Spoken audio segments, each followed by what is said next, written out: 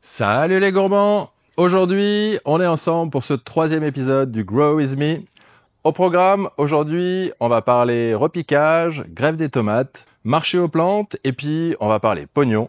On va essayer d'expliquer ensemble qu'est-ce qui fait le prix d'un pied de tomate, qu'est-ce qu'il y a à l'intérieur, combien on gagne en vendant des plantes. Et puis on parlera aussi un petit peu de la commercialisation des plants greffés. Pourquoi un plan greffé, ça vaut ce prix-là et où on en est, nous, cette année, avec la production de nos plans greffés. Allez, go, c'est parti.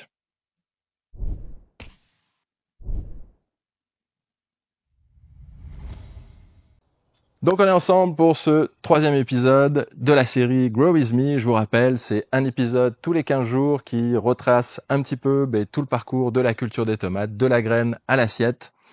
Et donc, pour faire un petit peu le résumé de ces 15 derniers jours, ça y est, la vague de froid est enfin passée, ce qui nous a pris pas mal de temps, pas mal d'énergie, pas mal de ressources. Tous les matins, il fallait ouvrir, fermer, rajouter un P17. Bref, c'était l'enfer.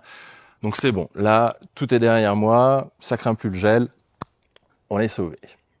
La semaine passée, on a attaqué les repiquages. Alors heureusement, on avait l'aide de bénévoles qui nous ont bien soutenus dans cette tâche. Il faut savoir qu'on a 1000 plantes pour le marché aux plantons qu'on organise le 17 et 18 mai. Le lien est dans la description. Ici à Plan-les-Watts. Et puis, on a 1500 plants pour nous, pour la production, avec la plupart des plants qui doivent être greffés. Donc, on a aussi commencé enfin à attaquer les greffes. On est carrément en retard sur ce domaine-là. Mais ça avance gentiment. En tout cas, on a pu commencer. C'est déjà une bonne chose de faite. Donc à noter qu'ici, on n'a pas de zone de confinement gigantesque pour accueillir des centaines de plants greffés. Donc on a choisi de partir sur cette méthode de la greffe par approche. Si vous voulez en savoir plus sur cette technique pour greffer les plantes sans confinement, n'hésitez pas à regarder notre vidéo sur la greffe. Pour ce qui est des greffes, ma foi, c'est un peu le fail. Il y a un gros décalage entre les porte-greffes et les greffons. Ce qui fait qu'on a dû manager ça, ça nous a pris du temps. Avec la vague de froid en plus qu'on a eue, on n'a pas pu mettre les plants au soleil comme on l'entendait. Donc ça a pris pas mal de retard. On a eu aussi un problème de levée qui est clairement pas homogène. Là, on les a fait lever en serre froide et c'était clairement pas une bonne idée. On n'a pas une levée homogène au niveau des porte-greffes, c'est de loin pas du 100%. Ce qui fait qu'on manque de porte-greffes pour faire les plants greffés pour la production et les plants greffés pour le marché. Mais ça, on en reparlera en fin de vidéo. Maintenant, abordons le sujet de cette vidéo, c'est qu'est-ce qui fait le prix d'une plante. Donc là, on est bientôt au moment où ça va bientôt être le moment d'acheter des plantes. Donc je vois régulièrement sur les réseaux des gens qui hurlent au prix des plantes. Comment ça, 5 francs un plant de tomate? Comment ça, 5 francs ou 10 euros un pied de tomate greffé? Il faut savoir qu'il y a une logique derrière tout ça. Et ceux qui produisent des plants, en général, déjà c'est des passionnés et surtout c'est pas des gens qui cherchent à être millionnaires. Donc on va essayer de décortiquer un petit peu le prix d'une plante. Je peux pas m'avancer pour tout le monde, on va juste prendre notre exemple, ou au moins j'ai les chiffres, et on va essayer de réfléchir un petit peu à tout ça. Donc pour nos pieds de tomates, on en a fait 1000 à la vente et on part du postulat qu'on les vendra tous au tarif de 5 francs. Alors pour nos voisins en France, 1 franc c'est égal à peu près à 1 euro. La seule différence c'est le SMIC ici qui est à 3900 francs. En gros, moi, une journée de travail pour un employé, ça me coûte 350 francs. Ça va être ça la grosse différence. Donc pour nos plants, on a une étiquette. Pour les 2000 étiquettes, ça nous a coûté 60 francs. Ensuite, il y a le pot. On en a eu pour 300 francs de pot. Le terreau, on en a eu pour 900 francs. On a acheté une palette entière, à savoir qu'on va certainement pas tout l'utiliser. Allez, j'arrondis à 400. Il va y avoir la publicité du marché sur les réseaux, sur les journaux locaux. On rajoute 200 francs. Donc ça nous fait déjà 960 francs juste pour le matériel.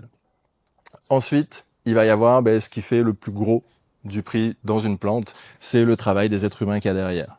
Donc pour écrire les 1000 étiquettes, ça nous a pris une demi-journée à 4, 700 francs. Il nous a fallu une journée à 4 pour faire tous les semis. 1400 francs. Pour les repiquages, il nous a fallu une journée à 4, 1400 francs, et une journée que je vais faire tout seul pendant mes vacances, 350 francs. Si on fait le total de tout ça, ça fait 3850 francs, plus 960.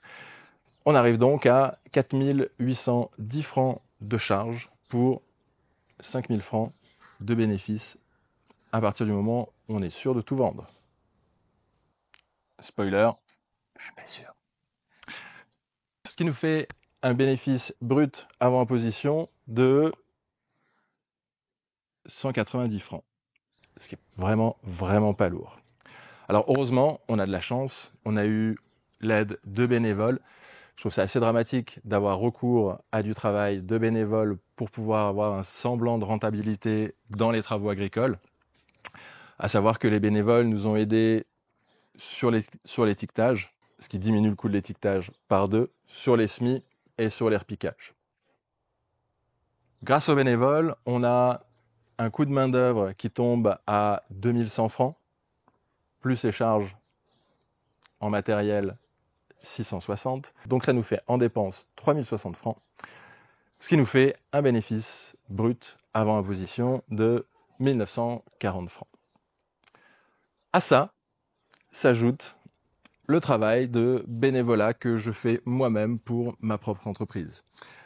C'est-à-dire de trouver des copains pour me faire une belle affiche.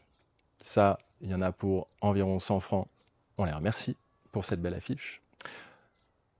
Il y a la serre, l'amortissement de la serre qu'il y a derrière moi, et autant vous dire que c'est pas le genre de serre qu'on trouve à 200 balles chez Lidl. Il y a le travail de mettre le P17 le soir et de l'enlever tous les matins, environ 10 heures. Le travail d'arrosage, y compris aujourd'hui où c'est dimanche de Pâques et qu'il fallait arroser les plantes pour pas qu'elles meurent. Les graines, 100 francs. Et le plaisir de bosser bénévolement le week-end pour le marché aux plantons, accompagné très certainement de ma femme et de mon petit garçon qui vont me filer un coup de main, environ 700 francs. Donc en fait, il y avait aussi 1040 francs de frais cachés, de bénévolat que je fais moi-même pour juste avoir quelque chose à la fin. Si on retranche ce travail bénévole, ça nous fait un bénéfice brut avant imposition de 1040 francs, ce qui est une somme, soit, mais ce qui représente environ un quart du SMIC ici à Genève, donc c'est pas très lourd. Tout ça pour vous dire que quand on vend un pied de tomate 5 francs, c'est pas parce que ça nous fait plaisir de le vendre à ce prix-là. On aimerait les vendre moins cher, que les gens en achètent plus, mais c'est juste que 5 francs, c'est le prix que ça coûte.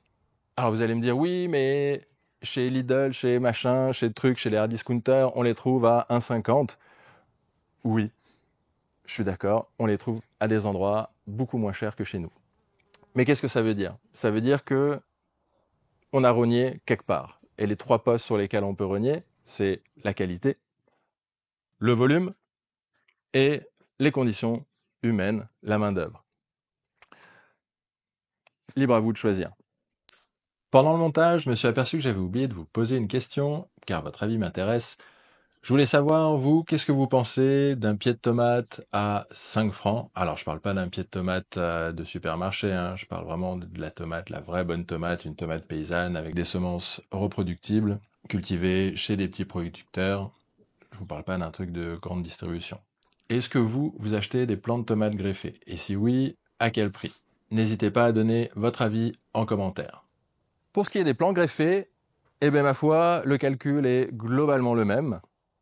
À ça qu'il faut ajouter le prix des graines F1 en porte-greffe, le prix des lames de scalpel, mais ça on va dire que c'est anecdotique, et énormément de main-d'œuvre qui s'ajoute à ça.